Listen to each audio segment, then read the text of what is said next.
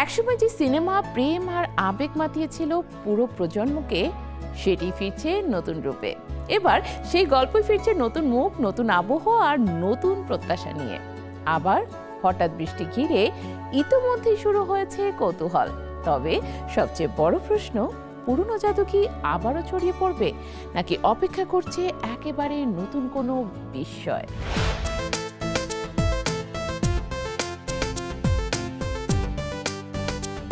কিছু সিনেমা সময়ের সঙ্গে পুরনো হয় না, বরং স্মৃতির পাতায় আরও উজ্জ্বল হয়ে ওঠে।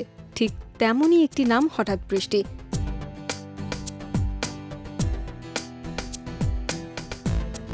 নব্বইয়ের দশকের শেষ ভাগে মুক্তি পাওয়া বাংলাদেশ ভারত যৌথ প্রযোজনায় এই সিনেমা প্রেম, আবেগ আর সুরের মায়াজালে দর্শকদের হৃদয়ে বিশেষ জায়গা করে নিয়েছিল। সেই আলোচিত সিনেমাই এবার ফিরছে নতুন রূপে, আবার হঠাৎ বৃষ্টি নামে।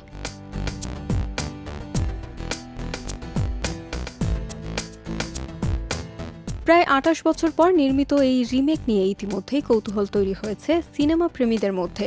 কারণ শুধু একটি জনপ্রিয় সিনেমাকে নতুন করে বানানোই নয়, বরং নতুন প্রজন্মের দর্শকের সামনে সেই গল্পকে কতটা গ্রহণযোগ্য করে তোলা যায় সেটিই সবচেয়ে বড় চ্যালেঞ্জ। আর সেই চ্যালেঞ্জ নিয়েছেন পরিচালক কামরুজ্জামান। নতুন সিনেমাটিতে জুটি বেঁধেছেন নবীন অভিনয়শিল্পী আরিয়ান সারোয়ার ও রাফিদা নারমিন।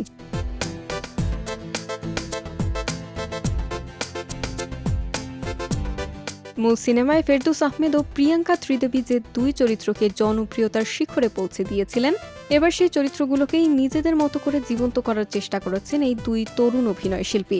আরিয়ানের জন্য এটি দ্বিতীয় সিনেমা হলেও প্রথমবারের মতো তিনি প্রধান চরিত্রে অভিনয় করছেন। চরিত্রটি নিয়ে কাজ করার আগে তিনি একাধিকবার মূল সিনেমাটি দেখেছেন, তবে অনুকরণের বদলে নিজের অভিনয় ভঙ্গিতে চরিত্রটিকে তুলে ধরার চেষ্টা করেছেন। সিনেমাটির শুটিং শেষ হয়েছে মাত্র কয়েক মাস আগেই। এরই মধ্যে সার্টিফিকেশন বোর্ডের ছাড়পত্রও মিলেছে। এখন সবকিছু ঠিক থাকলে আসন্ন দুর্গাপূজায় মুক্তি পাবে ছবিটি। নির্মাতাদের দাবি, মূল গল্পের আবেগ অক্ষুণ্ণ রেখেই বর্তমান সময়ের দর্শকদের কথা মাথায় রেখে সিনেমাটি নির্মাণ করা হয়েছে। তবে সবচেয়ে বড় প্রশ্ন, যে গল্প একসময় তরুণদের হৃদয়ে ঝড় তুলেছিল, সেই গল্প কি আজকের প্রজন্মকেও একইভাবে ছুঁতে পারবে? প্রযোজক হাবিবুর রহমান খানের মতে এটাই ছিল তার সবচেয়ে বড় এক্সপেরিমেন্ট। প্রায় ৩ দশক আগে যে সিনেমা দর্শকদের মধ্যে উন্মাদনা তৈরি করেছিল, নতুন প্রজন্ম সেটিকে কিভাবে গ্রহণ করে সেটিই দেখতে চেয়েছেন তিনি।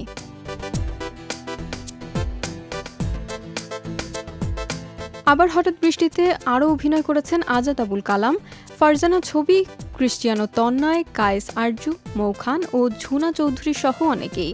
উল্লেখযোগ্য বিষয় হলো, মূল সিনেমার পটভূমি ভারত কেন্দ্রিক হলেও নতুন সংস্করণে পুরো দৃশ্যায়ন হয়েছে বাংলাদেশে। একসময় যে বৃষ্টি দর্শকদের হৃদয়ে ভালোবাসার গল্প লিখেছিল, সেই বৃষ্টি আবারও নামতে চলেছে রূপালী পর্দায়।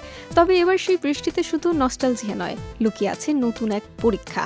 পুরনো জাদু কি আবারও ফিরবে, নাকি দর্শকদের জন্য অপেক্ষা করছে সম্পূর্ণ ভিন্ন কোনো চমক? উত্তর মিলবে সিনেমা হলের অন্ধকারে, যখন আবারও শুরু হবে সেই বহু প্রতীক্ষিত বৃষ্টির গল্প।